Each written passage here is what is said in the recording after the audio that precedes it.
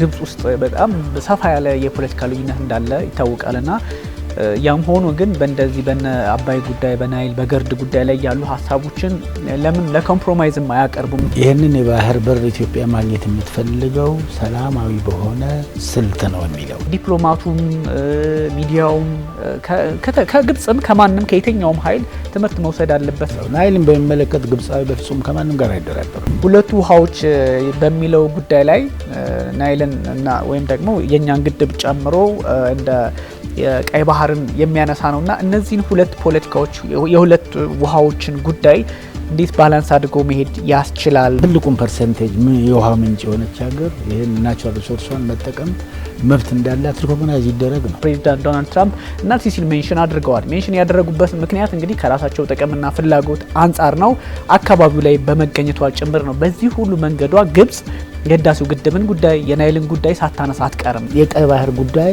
የኛ ጉዳይ ነው፣ የጋራ ጉዳይ ነው፣ ኢትዮጵያንም ይመለከታል። እንሳተፍ፣ እኛም እዚህ አካባቢ እንሆን የሚለው ነገር በጣም ኮንስትራክቲቭ